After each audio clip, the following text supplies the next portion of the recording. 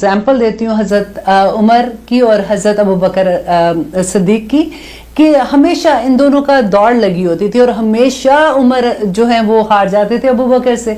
तो एक दफ़ा क्या हुआ, तबूक के मौका पे नबी सल्लल्लाहु अलैहि वसल्लम ने अनाउंस किया कि क्योंकि वो मौका ऐसा था कि मुसलमानों को बहुत सख्त ज़रूरत थी, माल नहीं था इतना, क्योंकि सब लोगों ने जाना था। आपको पता है जब जंगों पे जाते थे तो रास्ते में भी खर्चा होता था, वहाँ पे रहने का भी, वो सारा जो भी हथियार भी ज़रूरत होती थी।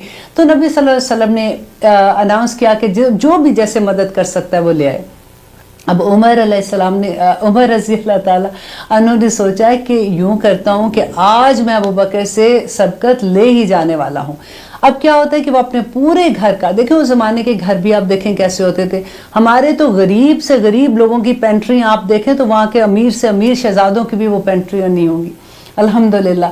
लेकिन उमर ने क्या किया कि उमर रज़ी अल्लाह ताला अन्हु ने क्या किया कि अपने घर का पूरा आधा सामान एक साइड पे रखा, एक रख लिया, एक उधर रखा, एक उधर रख लिया, पूरा सामान अपने ऊँट पे डाला और लेके आ रहे हैं, बड़े खुश कि आज मैं अबू बकर को हरा दूंगा। और हज़रत अबू बकर ने क्या किया, आप देखें जब वो नबी सल्लल्लाहु अलैहि वसल्लम के पास पहुंचते हैं तो नबी सल्लल्लाहु अलैहि वसल्लम हैरान होकर कहते हैं कि अबू बकर घर क्या छोड़ के आए हो? तो कहते हैं कि मैं अपने घर में अपने नबी और अपने अल्लाह को छोड़ के आया हूँ। वो घर का सारा सामान ले आते हैं। उतनी देर में हज़रत उमर एंटर होते हैं, तो जब ये देखते हैं तो वो फिर कहते हैं अबू बकर आज भी तुम बाजी ले गए मेरे से। देखिए ये बात होती है कि नेकियों में सबकत, हम सबकत कहाँ पे लेके जाते हैं। देखिए उसकी गाड़ी बड़ी है कि नहीं, उनका घर बड़ा है, किस चीज़ में हम सबकत, उसका जोड़ा कैसा है, हमने उसने इस डिज़ाइनर का जोड़ा पहना तो मैंने उस डिज़ाइनर का जोड़ा पहना। ये छोटी छोटी चीज़ों पे हम सबकत लेने के लिए अब थोड़ा सा अगर आप अकेले में बैठ के इस एक आयत को समझने की कोशिश करेंगे, आपको बड़ी अच्छी से समझ आएगी कि आज हम मुसलमानों का वेज क्या है।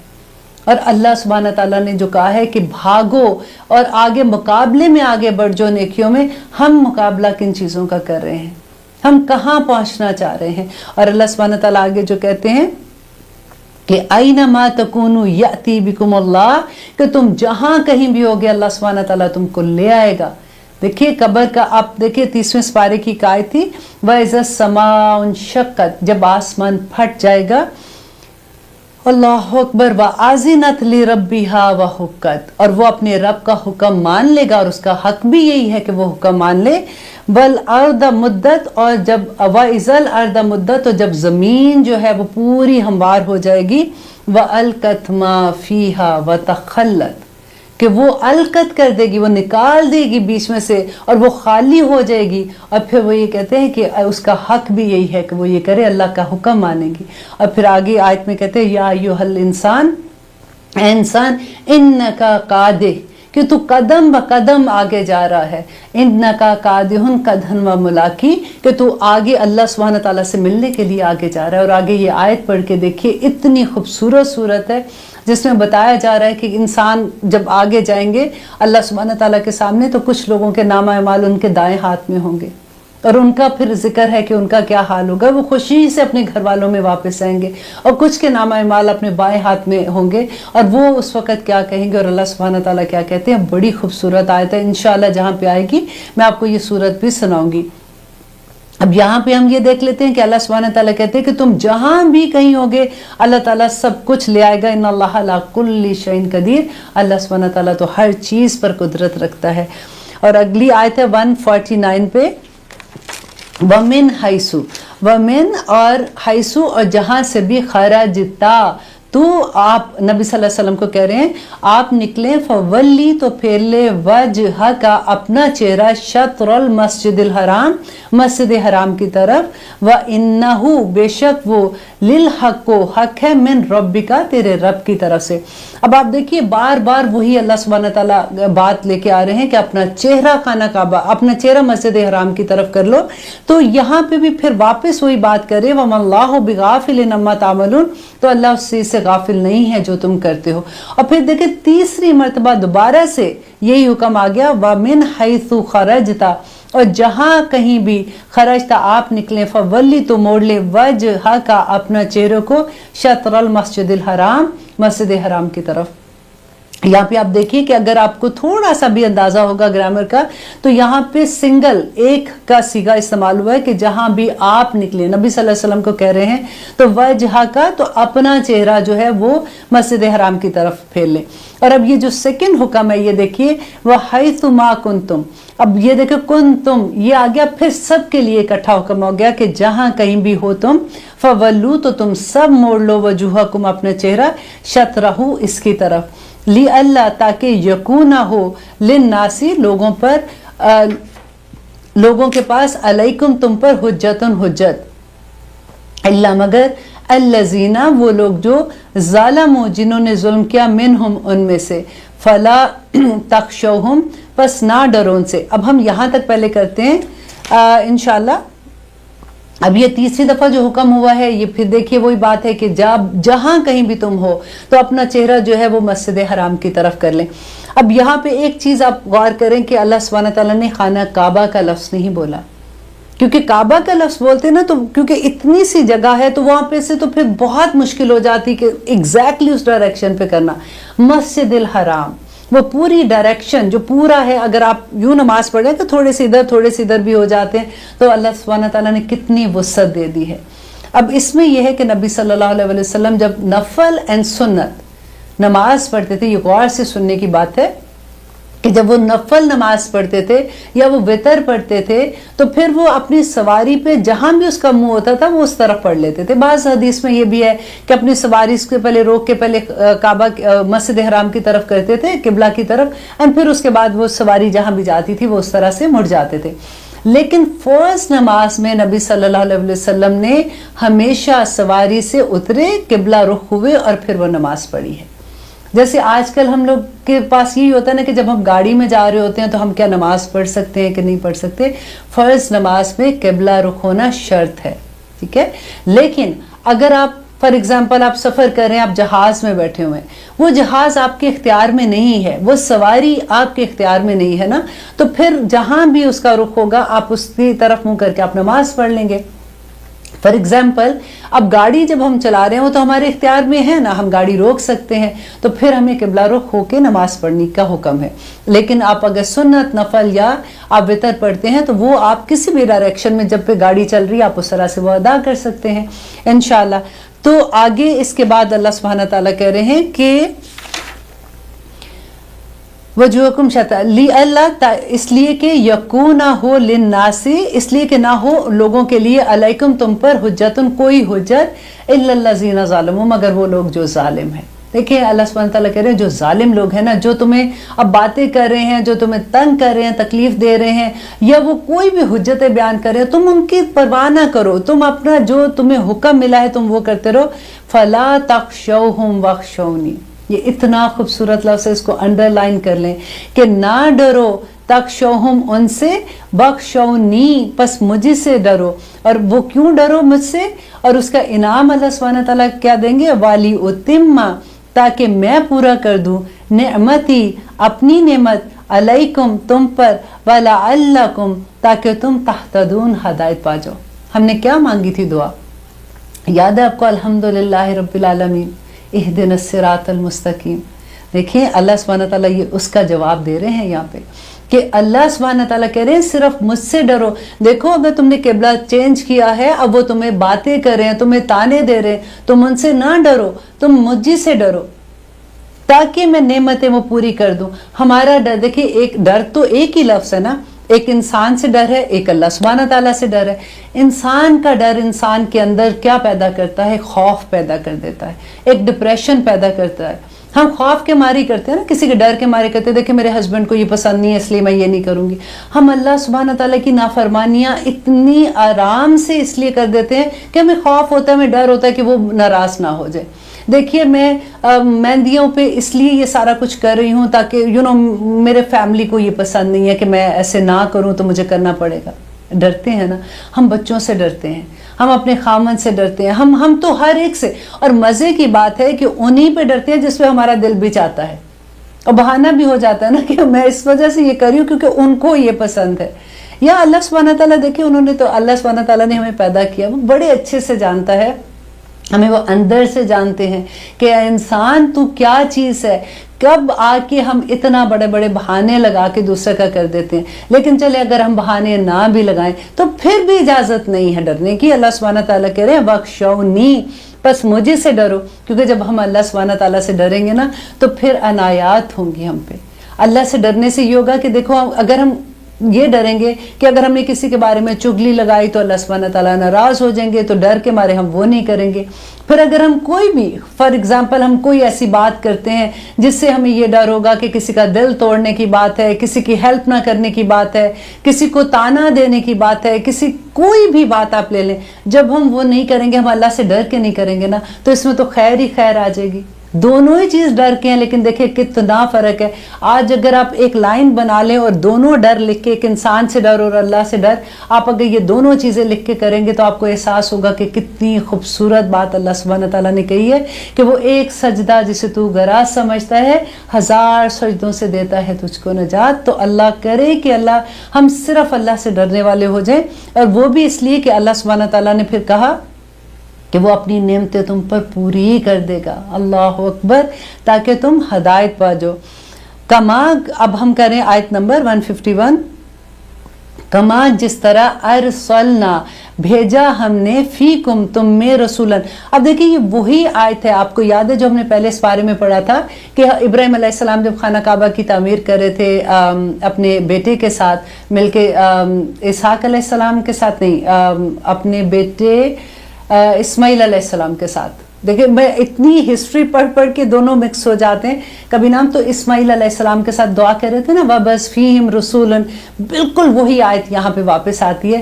اب یہ دعا کی قبولیت کا مقام ہے کہ اللہ سبحانہ تعالیٰ کہہ رہے ہیں کما، جس طرح ارسلنا، بھیجا ہم نے، فیکم، تم میں، رسولاً، ایک رسول، منکم، تم میں سے، یتلو، وہ تلاوت کرتا ہے، علیکم، تم پر، آیاتنا، ہماری آیات کو، وَيُزَكِّيكُمْ، اور وہ پاک کرتا ہے تمہیں، وَيُزَكِّيكُمْ، اور وہ پاک کرتا ہے تمہیں، وَيُعَلِّمُكُمْ، اور وہ تعلیم دیتا ہے تمہیں، الکتابہ، کتاب کی، والحکمت، اور حکمت کی، وَيُعَلِّمُكُمْ، اور وہ سکھاتا ہے تمہیں، مَا لَمْ تَكُونُوا تَعْلَمُونَ، جو تم نہیں جانتے تھے. یہ دیکھیے اتنی خوبصورت آیت ہے کہ نبی صلی اللہ علیہ وسلم کی بعثت کا مقصد یہاں پہ بیان ہو رہا ہے اور قرآن کا مقصد ہو رہا ہے.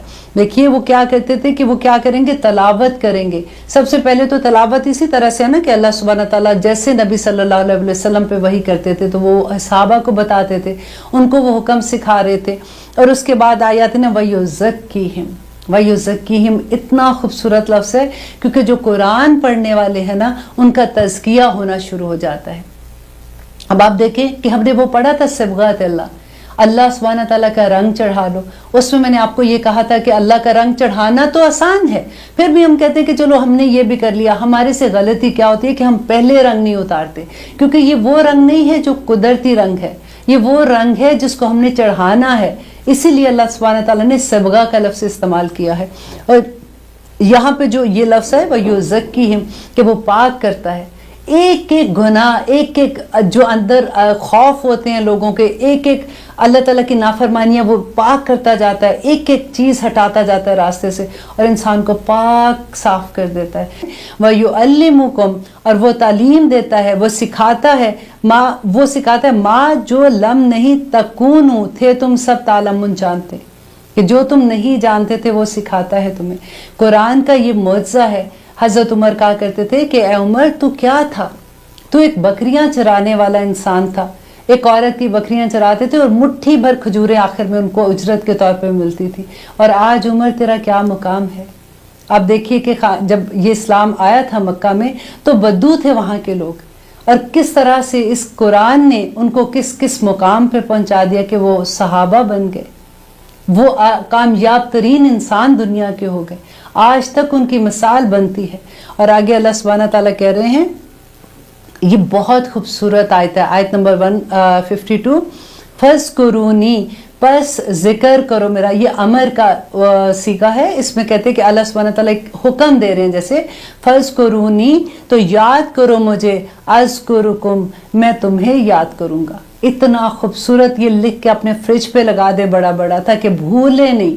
क्योंकि अल्लाह सुब्हाना ताला क्या अपना, देखिए खाकी एक इंसान, मिट्टी का बना हुआ इंसान, अल्लाह सुब्हाना ताला अपने साथ उसका ताल्लुक जोड़ रहे हैं कि तुम मुझे याद करो, मैं तुम्हें याद करूंगा। एक हदीस कुदसी है, हदीस कुदसी उसको कहते हैं जिसमें अल्लाह सुब्हाना ताला के लफ्ज़ होते हैं कि वो नबी सल्लल्लाहु अलैहि वसल्लम ने फरमाया कि अल्लाह सुब्हाना ताला फरमाते हैं जो मुझे अपने दिल में याद करता है मैं भी उसे अपने दिल में याद करता हूँ, जो मुझे किसी महफिल में याद करता है मैं उसे उसकी ज़्यादा अच्छी महफिल यानी फरिश्तों की महफिल में उसको याद करता हूँ।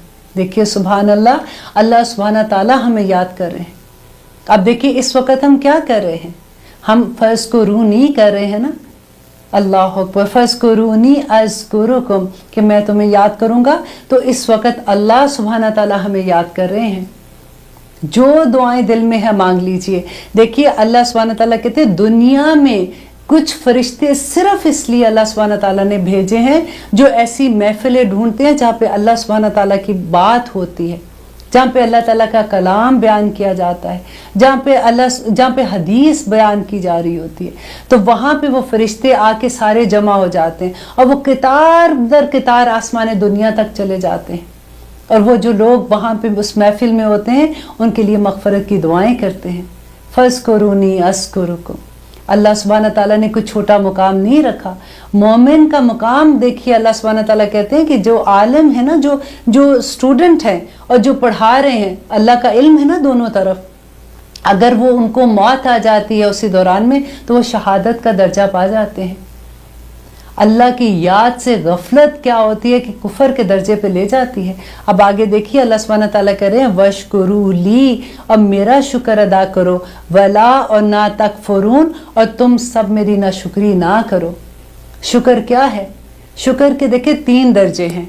एक वो शुक्र है जो हम दिल में अदा करते हैं, उसका दूसरा लेवल ये आता है कि हम ज़ुबान से अल्लाह सुब्हाना ताला का शुक्र अदा करते हैं, और तीसरा दर्जा उसका ये आ जाता है कि हम अपने जवारे से अल्लाह का शुक्र अदा करते हैं।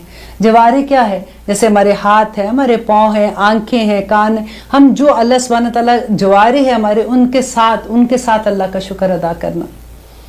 अब हमारे पाँव से कैसे शुक्र अदा करें कि हम उन रास्तों पे चलें जो अल्लाह सुब्हाना ताला के रास्ते हैं।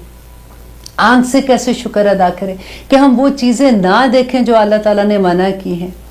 हमारे हाथ कैसे शुक्र अदा करें कि अल्लाह सुब्हाना ताला के रास्ते में किसी की मदद करने के लिए उठें। अब दुआ किया करें कि अल्लाह सुब्हाना ताला जो जो नेमतें आपने हमें दी हैं हमें उसका शुक्र अदा करने वाला बना दे। हम नमाज के बाद भी तो दुआ मांगते हैं ना, अल्लाहुम्मा इन्नी अला ज़िक्रिका व शुक्रिका व हुस्न इबादतिक। नबी सल्लल्लाहु अलैहि वसल्लम ने बताया था कि कभी भी हर नमाज के बाद ये 3 दफ़ा ज़रूर पढ़ा करो।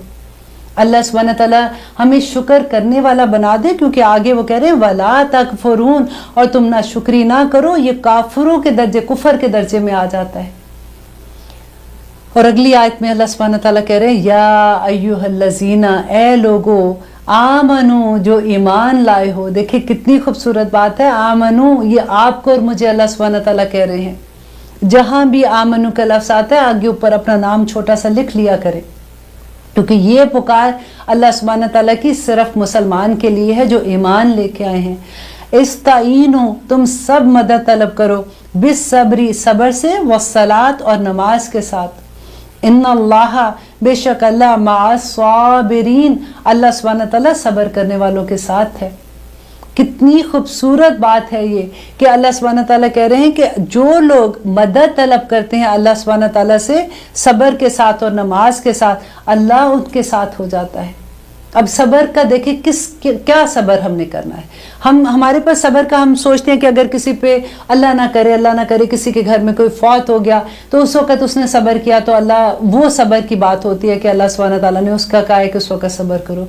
आप देखें कि इसमें कोई ख़ास लफ्ज़ नहीं अल्लाह ने यूज़ किया कि ये इतना बड़ा गम होगा तो सब्र, ऑफ कोर्स उसका दर्जा बहुत बड़ा होगा, लेकिन सब्र किस पे? हम जैसी औरतों का सब्र क्या है कि अगर हस्बैंड ने कोई बात कह दी जो हमें पसंद नहीं, हमने सब्र कर, जिप कर ले, सब्र कर ले, और फिर पता है क्या, दिल में मुस्कुराएं कि अल्लाह सुब्हाना ताला, आपने कहा था कि अल्लाह मा साबिरीन, आज मैंने इनको जवाब नहीं दिया इसलिए कि आप मेरे साथ आ गए हैं। इतनी बड़ी नेमत मिल जाती है हम लोगों को।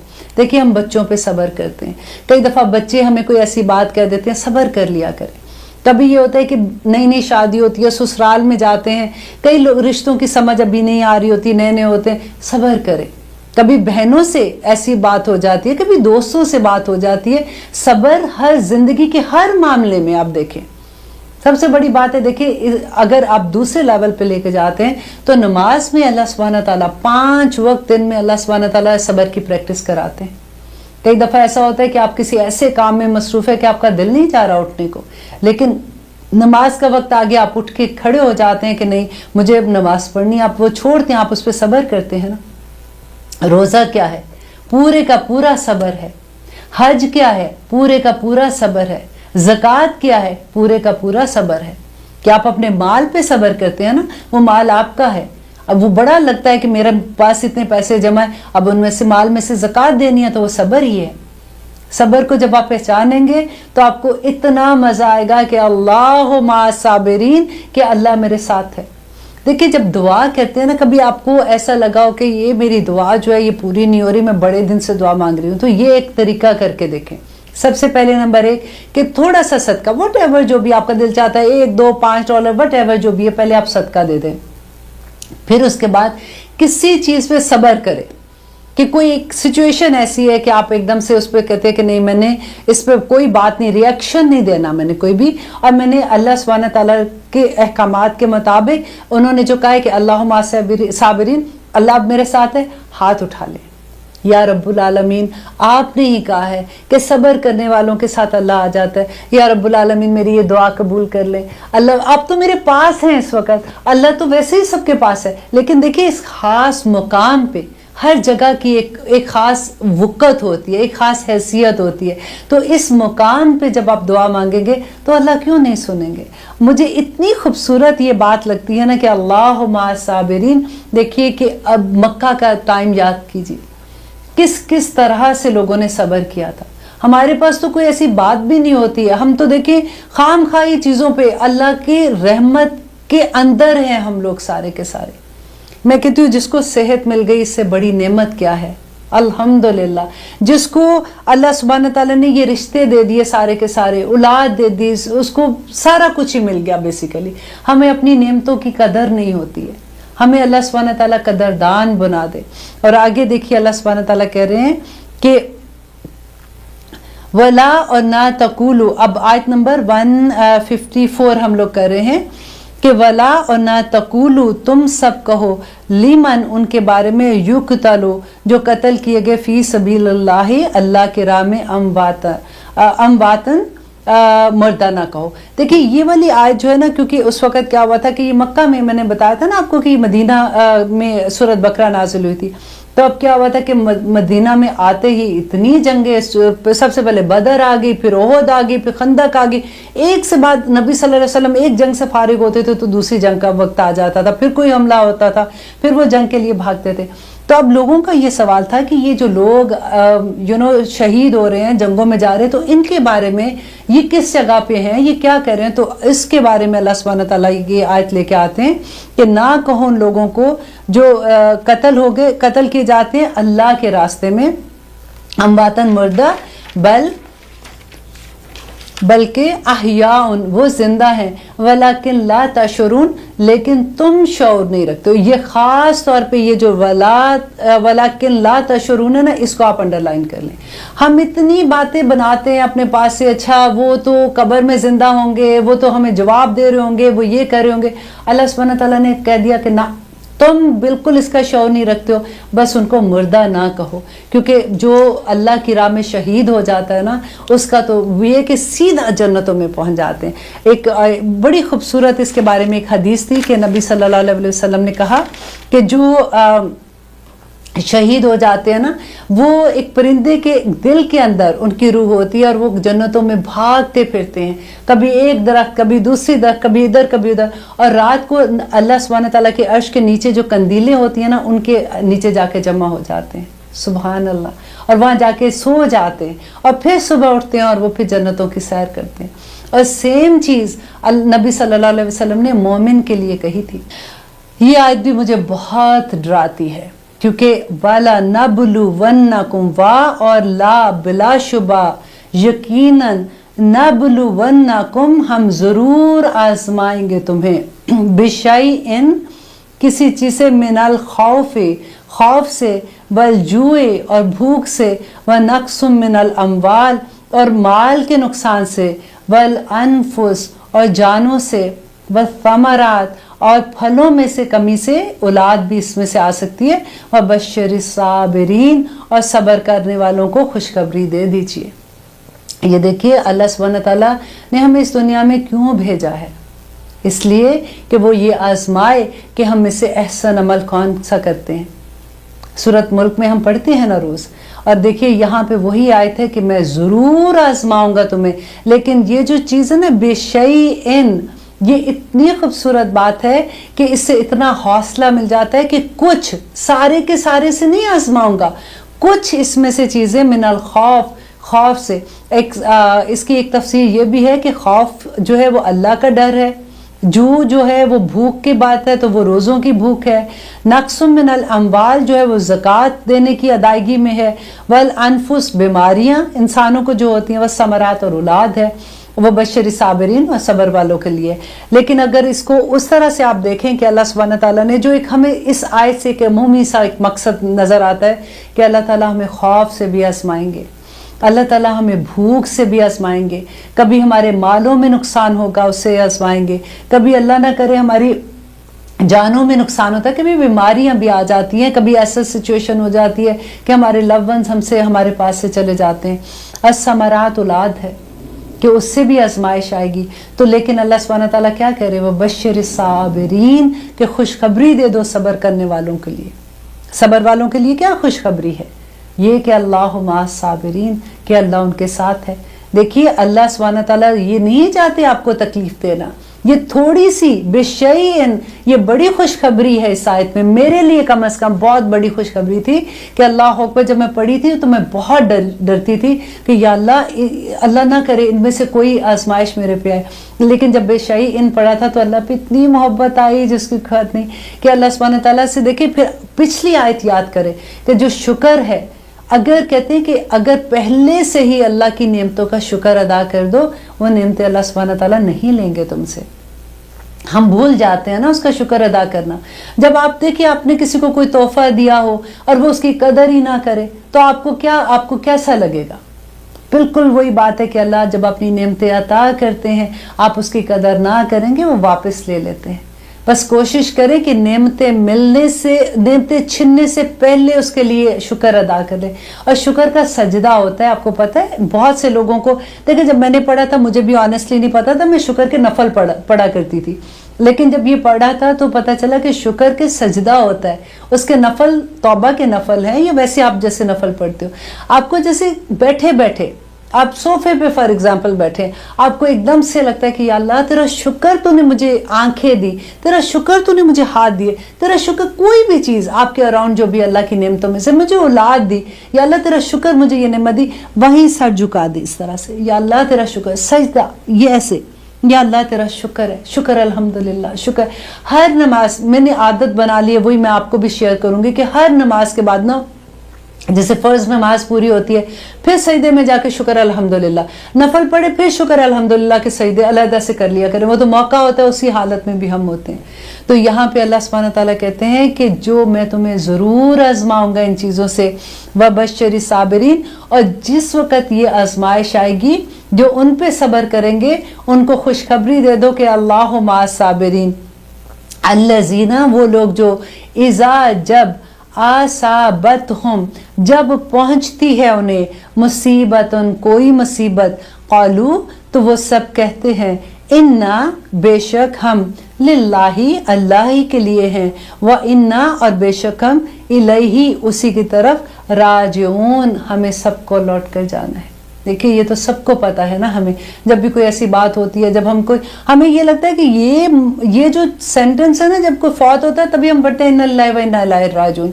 यहाँ पे अल्लाह सुब्हानहू तआला क्या कहा है कि जब भी कोई मुसीबत, कोई परेशानी, कोई तकलीफ आती है तो ये पढ़ लिया करो इन्ना लिल्लाहि व इन्ना इलैहि राजिऊन।